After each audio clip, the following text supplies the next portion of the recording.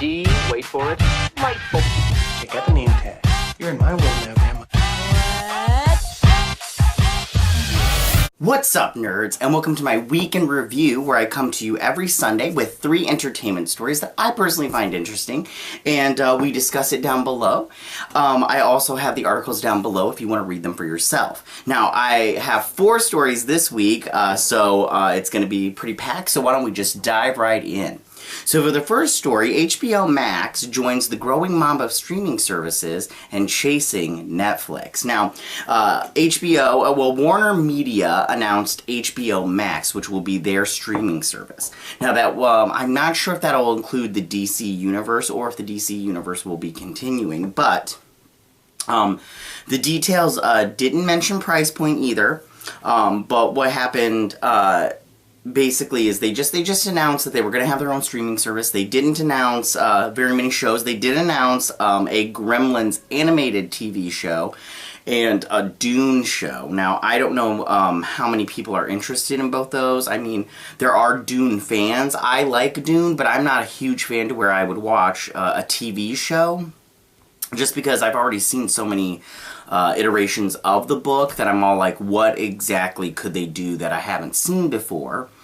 And then the Gremlins thing, no one was clamoring for a Gremlins show. But although it is animated, so it might be fun. It's a prequel show, so that'd be fun. I really felt like this was a missed opportunity. Like, they should have held off to announce this, just because they didn't really announce anything. And they should have waited until they had some more original shows to announce.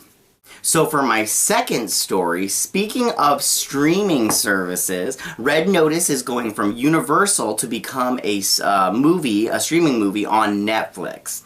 Now, it was good news that Ryan Reynolds had joined the cast alongside Gal Gadot and Dwayne Johnson.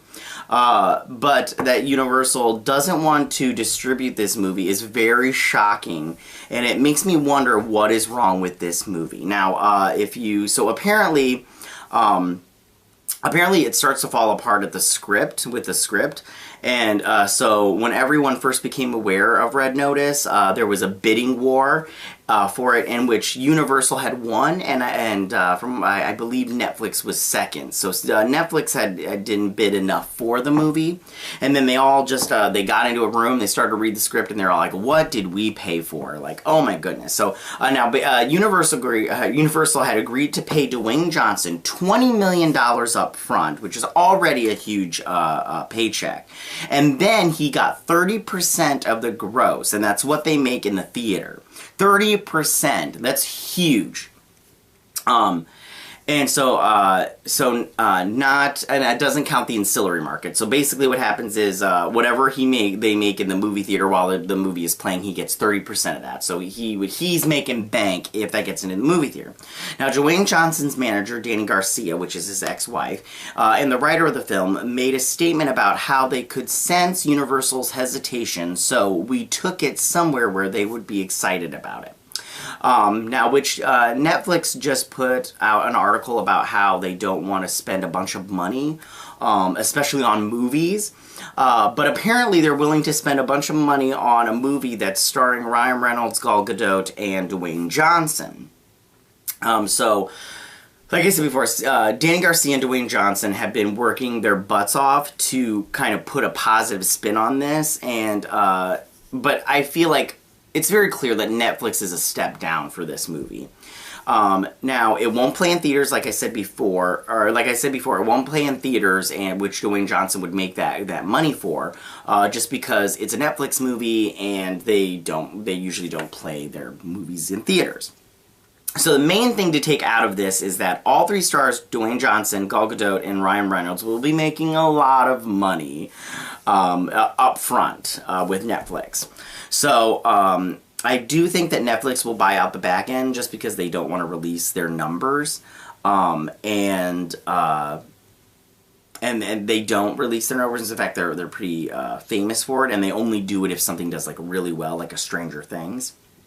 And I wouldn't pay that much money for The Rock. I'd actually rather buy a real rock than pay that kind of money for Dwayne Johnson, because I personally don't think Dwayne Johnson is that great of an actor, and I don't think he's worth the money.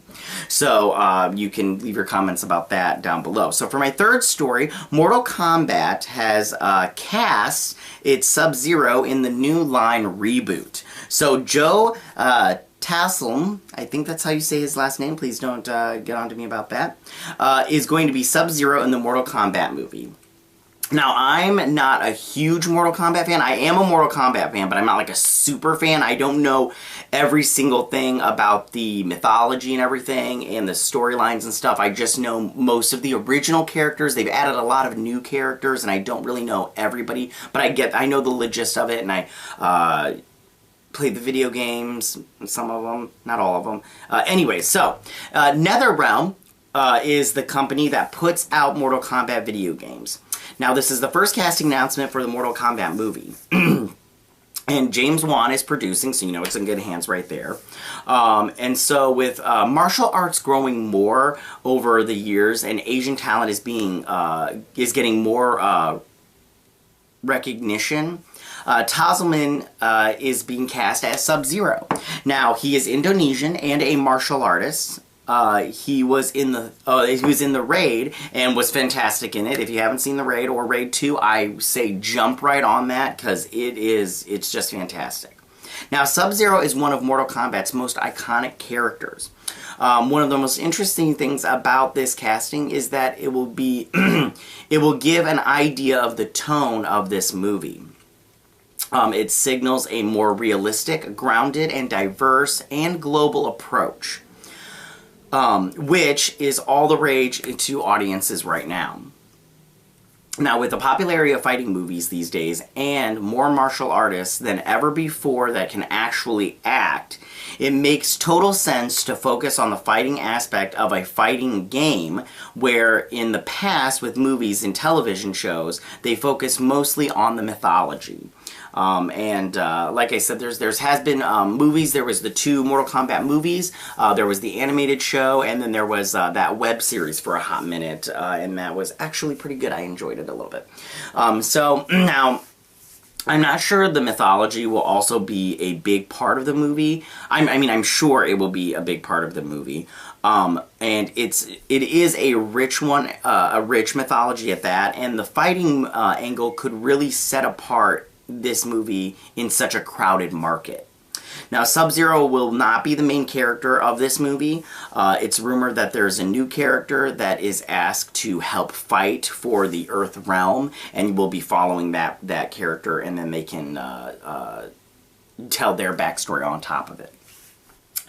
So, for my last story, Warner Brothers is making Black Mask gay for the Birds of Prey movie. Now, Black Mask is the movie's main antagonist and is reported to be portrayed as homosexual. Though his sexuality is never explicitly stated, multiple sources have told We Got This Covered that the sexual tension between him and fellow villain Victor Zsasz will be palpable, and the way he acts in general makes it pretty clear that he's gay. Now, here's everything that I've read about this whole thing. So, Black Mask, being played by Ewan McGregor, he's got gaga eyes for Victor Zsasz, being played by, I don't remember this actor's name.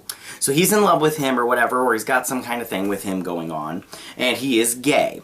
Totally cool, I'm fine with it, I don't care really. But, so what happens is, Cassandra Cain, she swallows a diamond, and this is one of the plot points of this show. So she swallows a diamond, and then Black Mask wants to get it so he can cut it out of her. And then the Birds of Prey try to help Cassandra Cain out. But the reason he wants the diamond back so bad is because it's got dick pics on it of him, and the dick pics are not flattering. Now, I'm not sure how this plays out and what it says about the LGBTQ community, but I don't know. I don't care as much. From what I understand, this is like one of the plot twists or whatever, kind of like the big surprises or whatnot. But I'm I'm fine with it, and I'm, you know, it's like whatever. I'm cool with pretty much anything. I'm just, I'll just go see the movie and everything. But you can leave your comments about that. It seems to be very divisive. Alright, so what did you guys think about the 3 stories today? How do you feel about HBO Max? Will you be subscribing to that, and are you excited about it? How do you feel about Red Notice moving over to Netflix? Do you feel it's a step down, or do you think Netflix will do the right thing and take care of it? How do you feel about Joe Taslim being cast as Sub-Zero in the Mortal Kombat movie? And what do you think about Black Mask being gay in the Birds of Prey movie and the DCEU? Go ahead and leave your thoughts in that section down below. If you like this video, go ahead and hit that like button. I would love it. If you're new to my channel, please hit that subscribe button. I would greatly appreciate it. And I will see you guys next week on Sunday with my week in review. Have a good week, guys. Bye! Hey nerds, if you like this video, go ahead and click that Geek What icon and subscribe. And if you like this video, go ahead and join me every Sunday with my week in review.